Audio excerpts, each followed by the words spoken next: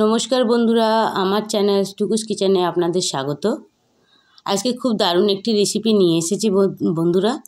এটা হলো ডাল পিঠি। তবে ডাল পিঠি এটা ইউপির খুব ফেমাস একটি রেসিপি, আর এটা আমি ছোটোবেলায় খেয়েছি, তবে এইভাবে খাইনি, সেটা তোমাদের সাথে আগে শেয়ার করছি। তো ডাল পিঠি করার জন্য সবার প্রথমে লাগবে ডাল। তো আমি এটা মসুর ডাল দিয়ে করছি। চাইলে যার যেরকম ডাল পছন্দ, অরহর ডাল, মুগের ডাল বা মিশিয়ে করতে পারো। তো সবার প্রথমে মসুর ডালটাকে, এখানে 100 গ্রাম মসুর ডাল আছে, ডালটাকে ধুয়ে পরিষ্কার করে এটাকে সেদ্ধ করে নেব।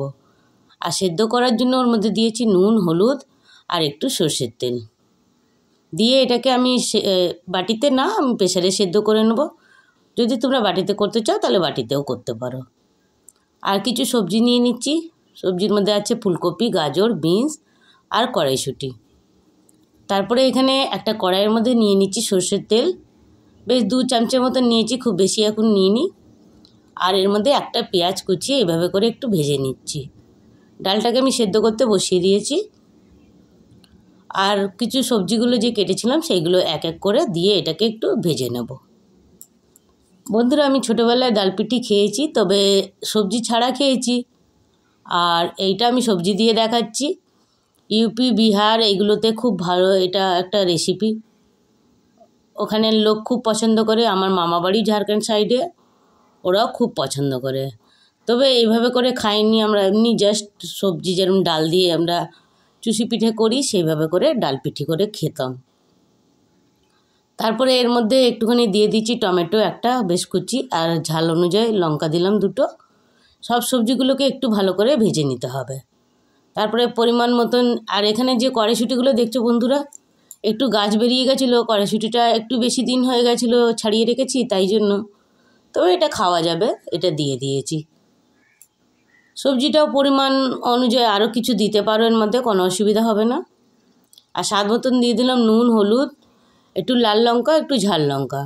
আর এখানে ধনের গুঁড়োটা দিলাম 1.5 চামচে, আর জিরে গুঁড়োটা 1/2 চামচে। এখানে খুব বেশি মশলা লাগবে না, অল্প অল্প করে দিলাম।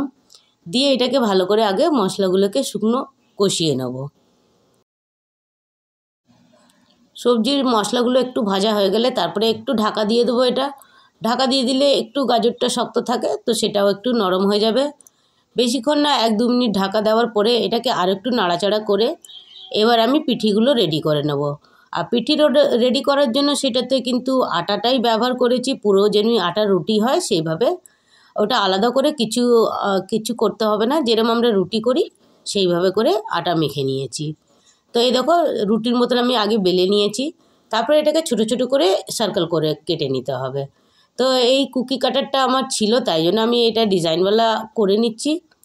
চাইলে তোমরা এমনি ছোট ছোট লুচির মতনও করতে পারো, বা বেলে বড় করে গ্লাস দিয়েও কেটে নিতে পারো, তাহলে সুন্দর লাগে শেপটা।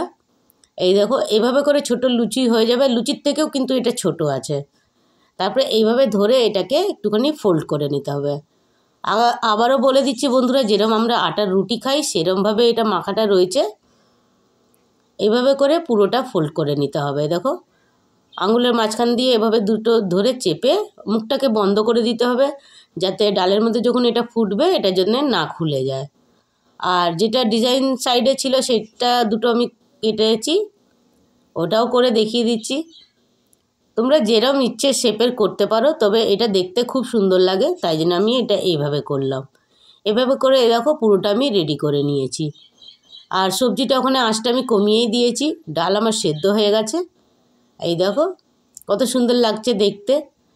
আবারও এই সবজিটাকে একটু নাড়াচাড়া করে নিচ্ছি।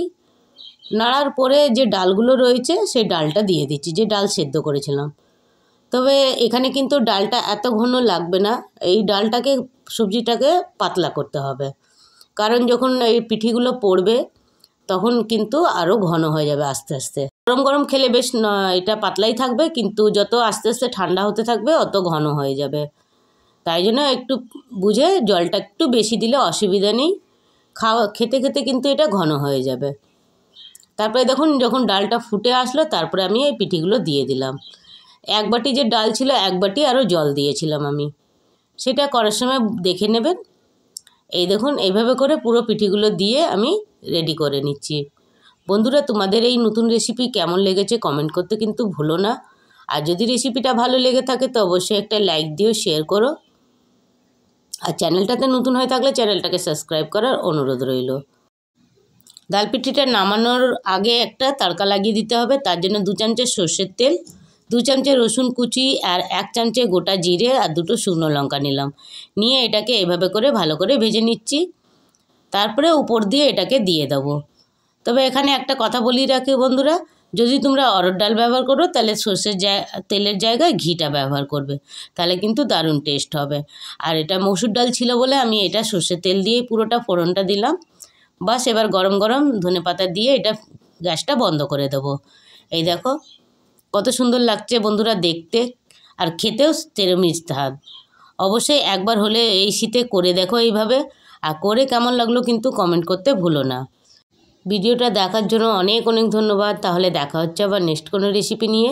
ততক্ষণ এনজয় করো এই বিহারি স্টাইল ডাল পিঠি। ধন্যবাদ।